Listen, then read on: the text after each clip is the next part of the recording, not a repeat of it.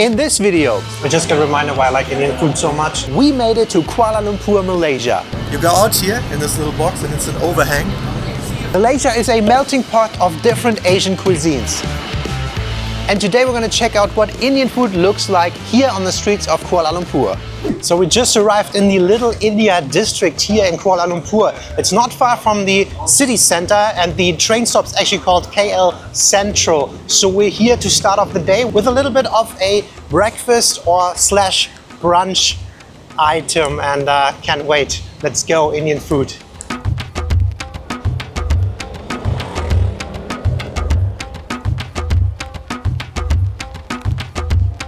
So good morning from Little India in Kuala Lumpur. I'm starting with a very classic South Indian breakfast here.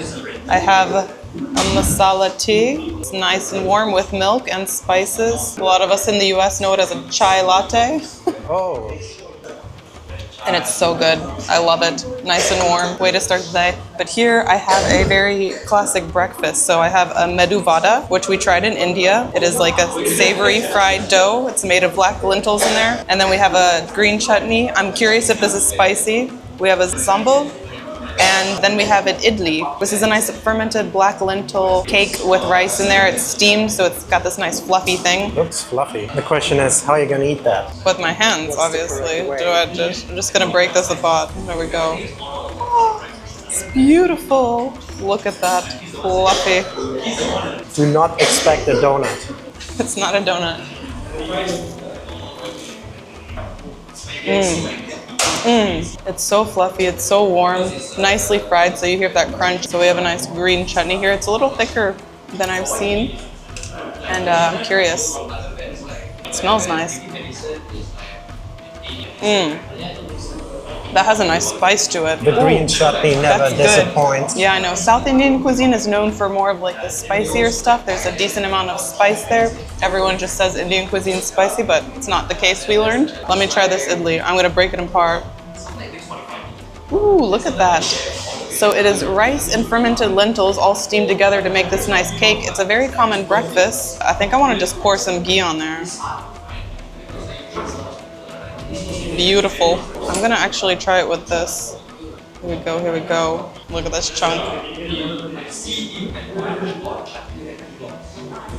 I love it. I like rice, but when you make it fluffy with lentils, it's awesome. It's like rice cake. It's amazing. And the second thing we ordered for breakfast kind of is this right here. Look at this. This is a masala dosa, and it's basically this rice crepe, which is deep fried, and then it's filled with spiced potatoes. There's also some ghee on here, which I'm not sure if I just pour that on here. Pour the ghee on. Pour the ghee onto this bread. Okay, I think this is actually a nice handheld. Look at this thing. No. It's pretty huge. What are you doing? I'm just gonna try it like that. Why not? That's how you eat a dosa, apparently. Look at that. That's beautiful. Oh, look at that potato. I have an idea. I don't know if this is how you eat it. Probably not. You don't unwrap it usually. But damn, look at the potatoes in there. And what if I just pour some green chutney in there with it? Is this more of a side or sauce? I would assume this is more of a soup side, right? To eat on the side. Ooh, the flavors are nice. Very strong. Like this lentil sambal. Now let's see. It's a nice sandwich, man. Roll it like a wrap. Phil makes all of his food into a wrap. Look at this thing.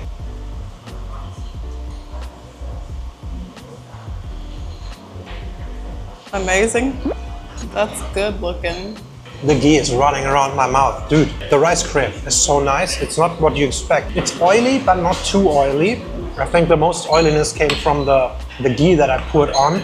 But it has a nice crunch, and it's not just fatty, it's flavorful by itself. But then you have the potatoes on the inside, nicely spiced, and then with all the chutneys and everything, it's just amazing. I'm just gonna dip it into this orange one. Just a reminder why I like Indian food so much. It's so flavorful and just such a good hearty experience every time. You just start the day off like this. It's not the worst way. I think dosas are some of the best breakfast items. It's always so satisfying and hearty. I always like the colors. The orange, the reds. Yeah. That's what I like about Indian food, Pakistani Always so food. beautiful.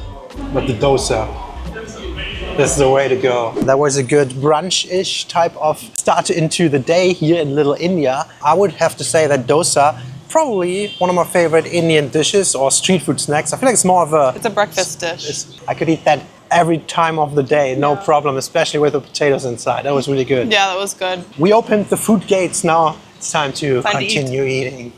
Malaysian Indians make up more than 10% of Kuala Lumpur's population, so there's naturally a big cultural impact on food and the city. You can feel the Indian influence just walking the streets, but especially here in Little India, which is filled with shops, restaurants and decoration.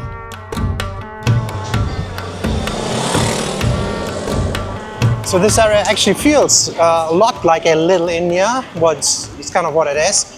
And this one also, from a visual standpoint, looks the most like a Chinatown, but with Indian flair. You have all these buildings in a row with the signposts on the side, all these shops there, and then a little bit of Indian flair with these gates, these arches. A lot of Indian vendors out there selling suits and the typical stuff. Yeah, it's definitely a very, very Indian vibe here in the middle of Kuala Lumpur, which has a little bit of an Indian vibe everywhere, but on a way lower level. So if you're visiting from India and you miss your home country, maybe just come here.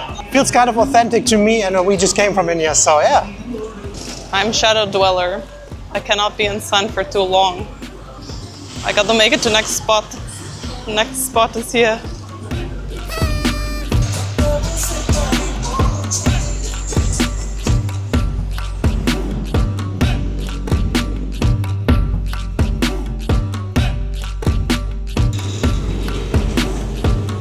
And I just stepped into something sticky on the ground. It's all over her leg.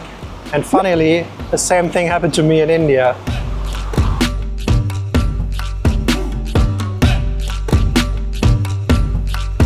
Indian restaurants are not only found in Little India, so we made our way back to the city's most visited district of Bukit Bintang for an often recommended Indian budget restaurant.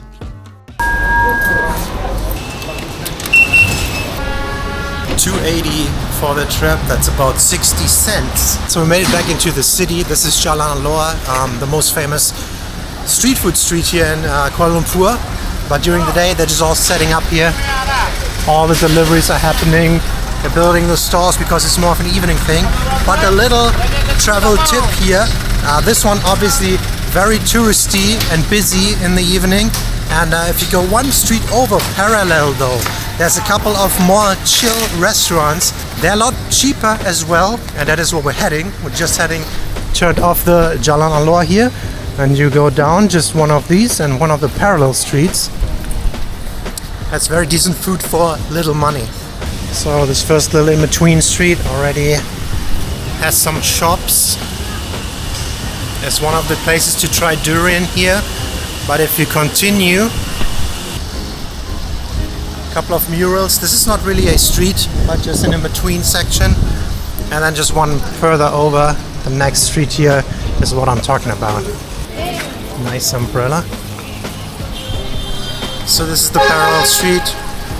Already nice restaurant there. Massage place here. And it's a little calmer, but it's not fully off the beaten path. But there are some good budget options here. So we sat down for lunch and we came to this more outdoor, feels a little bit more like a budget place. And one thing that is very common here in Malaysia, between Malay food and Indian food, there's definitely some overlapping. You always can get this naan or roti plate with some side sauces, chutneys on the side.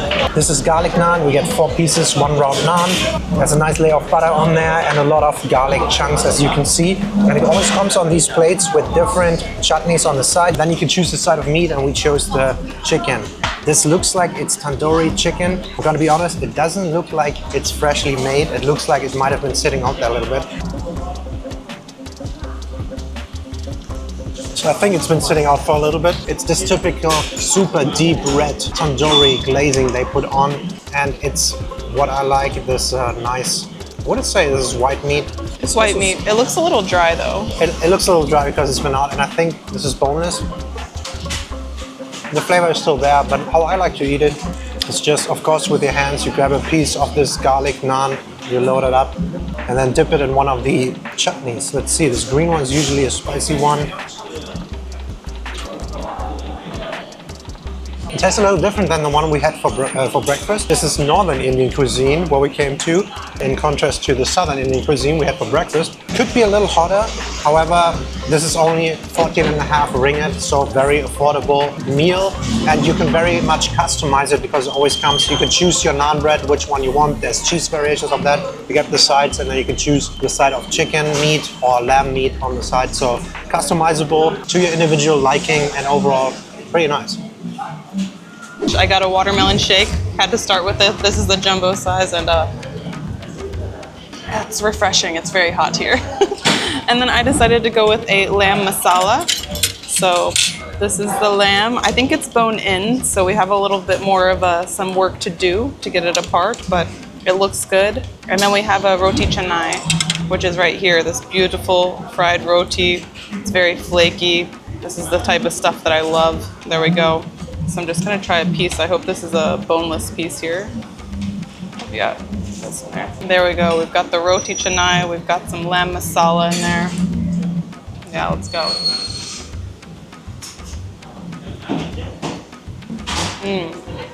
It has a really nice flavor to it. It's a little spicier than any of the dishes we had in India, surprisingly. Yeah, I guess Northern cuisine is not as common with the spices, but this is really good. The roti canai was highly recommended, right? Yes, yes. I think there's some ginger in here. You can taste it a bit. It has this little freshness flavor to it. It's a big bite. This one definitely tastes fresher and looks fresher than what Phil ordered. And it's nice and tender, this lamb. I'm a big fan of lamb curries, so I like it. I want to try that. This is 34 ringgit, I believe. Yeah. So it's a little on the pricier side. I guess lamb is not as common here as it is in India. So that dish is basically 2.5 times the price of this one. There's not a lot of meat in there, so I think at these places maybe chicken is the way to go. And I think I noticed that before because most people go for the chicken variations and chicken is so common. It's just everywhere that you're on the safer side if you order a chicken dish. It's hard. We've been to a few restaurants off camera and I think we had a little bit of better Indian food experience. That's why our enthusiasm's a little lower right now.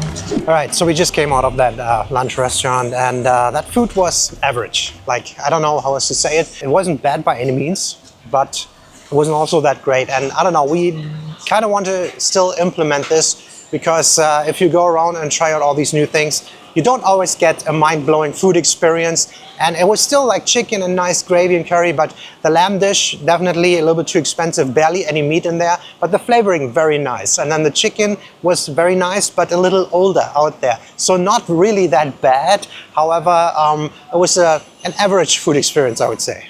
You could also see the different curry dishes sitting out there on the way to the toilet. There's just a stand with different curry dishes and they're ready just to be served right there. But then in the back, I think they're making at least the bread, the naan breads, very fresh. It's just hard to compete in a city that has a lot of really good Indian food. Before we take you out for dinner, where we got some of the best Indian curries ever, we spent a good amount of days exploring Kuala Lumpur, including malls, skyscrapers, parks and more.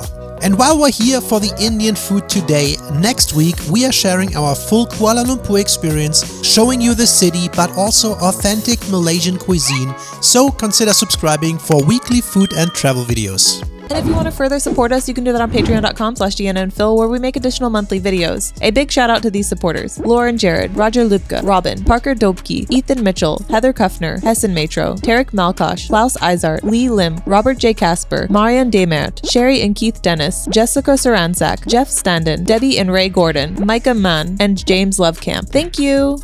Alright, we're here for dinner. We had a bit of South Indian, we had a bit of North India, and now we have everything.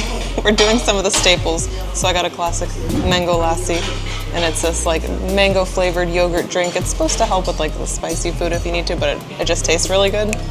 Basically the Indian milkshake. Yeah, with yogurt base. And then here we have something very standard vindaloo. So it's this gravy type Indian dish, but we decided to get it with beef, which we didn't see when we were in India because we were traveling mostly in the north, but there is beef eaten in India.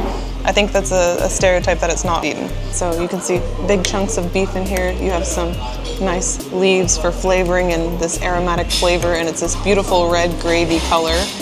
Some nice red meat. Oh, that's dark. Yeah, don't think I've ever had beef vindaloo before. I've had vindaloo before, but not beef. Is it spicy? A little bit, which is awesome. Some of the dishes we had in India were not that spicy. So this was under the category of Kerala cuisine, right? In the south of India. Yeah, and it has this nice tomato-based flavor. If you've ever had vindaloo before, it's quite nice. One of the most common types of curries we have in the West, right? It looks really nice, especially the contrast between the dark red and the white rice. So Deanna went with the South Indian food from Kerala. I'm gonna go with North India, and something that's really common around the world in Westernized Indian restaurants as well is butter chicken. I think butter chicken is probably the #1 eaten Indian dish in the US. Yeah, definitely. In Germany and other Western countries, it's also very common. However, I really like it. It looks amazing. Look at this. You get this little Indian style bowl here, metal bowl, and it's a little bit lighter than the vindaloo. It's more of this orange. And check this out. Chunks of chicken here. Smells so flavorful.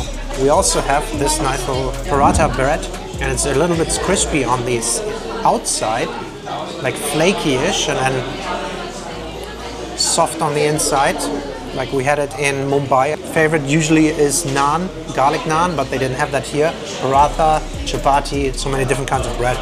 Scoop up a big piece of chicken here of this curry. Oh, look at that. That looks awesome. This is what it's supposed to look like. I hope it's not bone-in chicken, but here we go. Butter chicken from North India, butter chicken masala.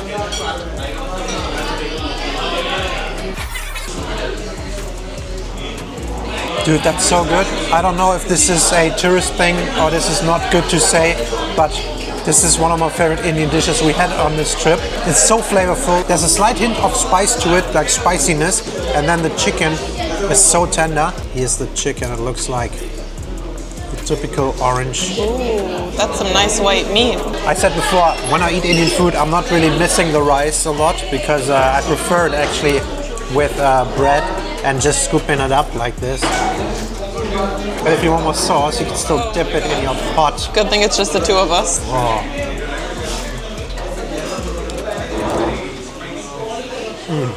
I'm always hesitant to order it because everyone's like, it's so basic. Everyone knows butter chicken, tikka masala, but maybe they're popular for a reason. Dude, I feel so basic right now, but I absolutely love it. This is so nice. Are you eating all of that? Yeah, we're ordering more of that, don't worry. Here. Ooh, that's very creamy. This is so creamy, so thick, with nice chicken chunks in it. Oh, one bowl of this a day keeps any anxiety and unhappiness away. I'm really happy we're doing this. This is one of the best Indian foods I had here. Little vindaloo butter chicken fusion here. Oh my god. To be honest, I don't know why we ordered rice. It's all about the bread. I like rice. I like rice too, but the bread, man, this thing. Ooh. So Phil and I have been to a lot of Indian restaurants here off camera as well. This one's very good, like very awesome flavors. I'm very satisfied. It's a good way to end our Indian food here. All right, so we just came out of the last restaurant. It's called Dawat. It's actually really nice. The vindaloo was very good, but the butter chicken, man, that is the thing to get. So that's on the Phil's recommended list, and probably the Deanna and Phil's recommended list. I'm so full. Yeah, it's very nice with a paratha. Paratha. So I can't say it. I'm struggling with a lot of the words, but damn, it tastes good. That's the main thing. That's the most important thing. Woo. So that was our Indian food tour here in Kuala Lumpur, Malaysia. I am amazed. You can get awesome Indian food around the world, but here specifically, I've had some of my favorite Indian dishes in Malaysia. Penang, Malaysia. So good. Yeah, and I think for me, the same, that also includes India. Some of the best food I've had was actually in Malaysia. Yeah. Very nice. But we're going to continue with some other awesome food in our next video. Here in Kuala Lumpur, Malaysia, go around the city, see a little bit more of the city. Let us know your favorite Indian dish in the comments below. See you soon. Bye. Bye. There's the raining guy.